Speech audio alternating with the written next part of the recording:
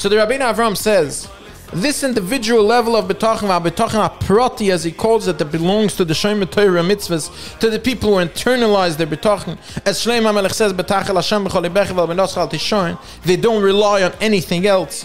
Kavin machshavasecha, Elov, says Rabbeinu Avram. In other words, every machshava that they have, meaning within their ishtadlus of parnasa, all they're thinking about is how do I connect with HaKadosh Baruch Hu. They don't for 1 second think how will this parnasa how will this ishtadlus bring me parnasa. And therefore, says the Rabbeinu Avram, this pasuk that says that everyone's eyes is to turn to Hashem for their sustenance. Perusha, it means, includes all these people. It includes the people who have involuntary bitachon, meaning they have it on a basic instinct. It includes the people who have a voluntary level of bitachon, people who are trying to get bitachon. But then it includes also the people who have a general level of bitachon where they just say, yeah, everything is from Hashem, whatever. But they still put some level of trust in their effort and in their wisdom and in their energy. And then, of course, there's the Shomer Torah mitzvahs, the Yahavi Hashem, as Rabbeinu Machi calls them, who internalize and realize their bitachon on everything that happens to them.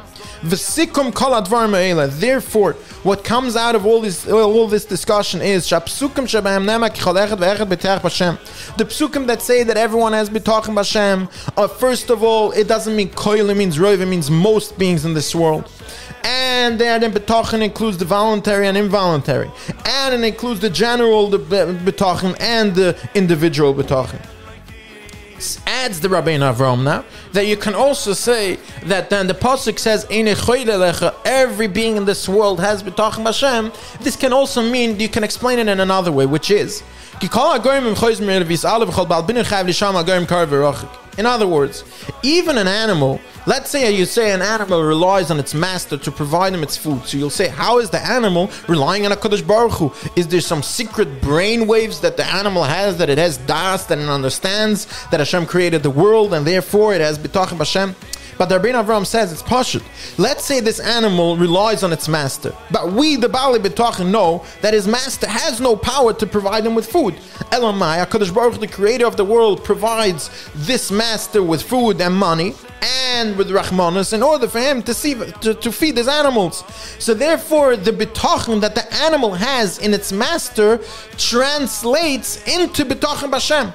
So Rabbeinu Avram says, in other words, it's not different than when he said till now that there is a general level of bitachon, that there is involuntary and involuntary. It's just an added understanding in the psukim where the pasuk says that every being in this world has bitachon. Says Rabbeinu Avram, that can translate because the bitachon that these beings have, even Rahman al-Islam, let's say Oived Avodah Zarah has bitachon in an intermediary, in an Avodah Zarah, or let's say someone who believes in his bitachon, who trusts in his parnasa, in his ishtadlus, even though it's wrong and the parnasa is not coming through that ishtadlus, and Rahman al-Islam, it's not coming, of course, through the Avodah Zarah, but that bitachon translates into where it's really coming from. It's coming from HaKadosh Baruch Hu.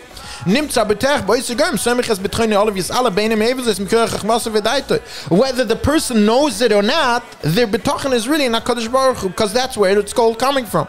In other words, put them next to the animal. The animal trusts in their master, but of course we know it's not the master that gives them. You can say even more, the animal trusts in the bucket that the hay is in. Now, of course, every sane being knows that the bucket is not feeding the behemoth. It's the person who's putting the hay into the bucket that's feeding the behemoth. But the truth is that a person who knows and has bitachon knows that it's not the person, it's HaKadosh Baruch Hu. So therefore, the fact that the person who doesn't have real bitachon, but rather puts his trust in an intermediary, the fact that they don't know that the real bitachon is in Hashem, that's their loss. But of course, that can translate into the pasuk, whether they know it or not, everyone's eyes is turned to HaKadosh Baruch Hu. Have a wonderful day.